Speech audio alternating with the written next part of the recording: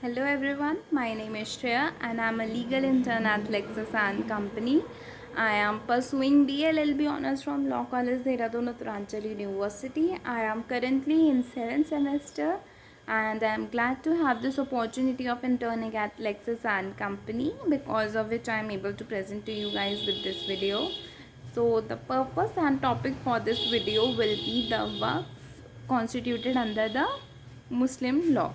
In my previous videos, I have explained the various topics regarding the works is essential, the definition, something about a little about the mutawali and the capacity to make a waqf hai, pada, nishin, lady, minor, major.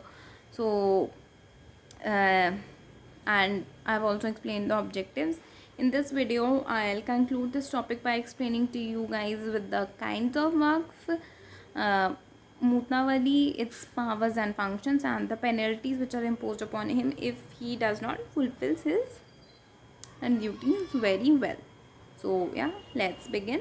So there are two kinds of waqf: the public waqf and the private waqf. A public waqf is that which is a public waqf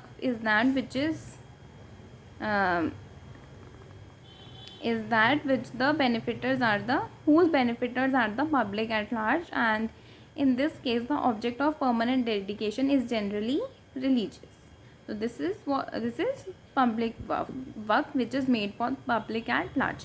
Second is the private work for the family work, which is also known as waqf alal aulad, and yeah, it is also known as waqf alal aulad, where the settler beneficiaries are only the members of the settler's own family or his descendants. Such kind of waqf is private, which is made for your own family or your descendants. Private waqf is also known as the family waqf. So moving on to the Mutawali, who according to the Waqf Act of 1954, a Mutawali is a person appointed either verbally or under any Waqf deed or instrument or by the state Waqf board. So any person or committee managing or administrating any Waqf property is also a Mutawali as per this act. And as I've mentioned earlier, Mutawali is a mere manager of the Waqf property, and the Waqf property will not be vested in him. It vests in Allah, that is in the name of, it vests in God. So Mutawali is a mere manager, and he will be appointed either by the verbally or under the Waqf deed or instrument. So moving on, all all the matters relating to its appointment, powers and functions, etc. are governed by the Waqf Act 1954. That is, everything regarding the Mutawali will be governed by this act. So what is the scheme behind it? The the central government has constituted a central Waqf council to the central government has constituted the Central Waqf Council to advise the state Waqf boards on the working and administration of the Waqf. And the state board is formed in each state in India, which will register the various Waqf property under its territory. So its composition, powers and functions are also defined in it, and the Mutawali exercises his powers as per the directions of the Waqf, which controls them, whether it is um, uh, by its respective state Waqf board. So what are its powers and functions? The first is to register the Waqf with the state board.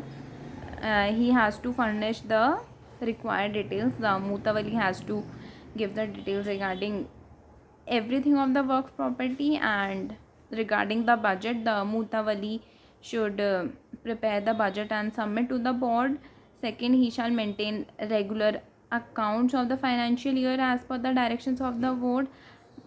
as per the directions of the board, and third, these shall be audited and the board may examine the audit report. So these were the powers of the Mutawalli regarding the budget. He has to present the board and follow the directions of the board. So what are his duties? First, he has to carry out the directions of the board. Second, he has to furnish information and file return as required by the board. Third, he has no right to transfer any immovable property by way of sale, gift, mortgage or exchange. He may lease out subject to the board's directives. He will not transfer but he can lease. And the fourth point is that he has to pay the work property certain expenses properly incurred. That is he has to manage the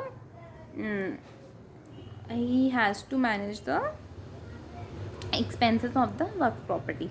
So these were the four main duties of the Mutawalli under the Act of 1954.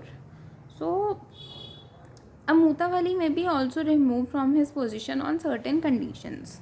Such conditions are also maintained mentioned in the same act. They are first, if he is convicted by a criminal court. Second, if he misappropriates the work property. Or third, if he is of unsound mind or is infirm. On these three conditions, a Mutawalli may be removed from his position. So what will be the other penalties which will be imposed upon him apart from his removal from his post? If the Mutawalli fails to perform his duties in respect of registration or furnishing accounts or discharging any public duty, he may be punished by a court with a penalty of up to rupees 1000. It is mentioned 1000 only, a little less, but still he will be punished with only 1000 rupees. So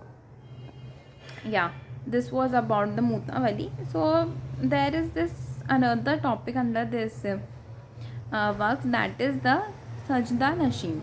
So what is it? Sajda means the carpet which is used for prayer by the Muslims, and Nasheen means sitting. So it means the sitting on the carpet during the prayers. Hence the Sajda Nasheen takes precedence on the carpet during prayers, and the office is spiritual and he has certain spiritual functions to perform. So he being a Muslim person should also perform these functions also, and he has a special status, has a special preceptor, and is higher than a Mutawalli. So who he actually is? He's of the higher post than the Mutawalli. He is not the mere manager, but he is the head of a khanka. He teaches religious doctrines, the rules of life, and he is the manager with administrative powers. So he is also a part of the work property, but he has a much higher position as compared to the Mutawalli.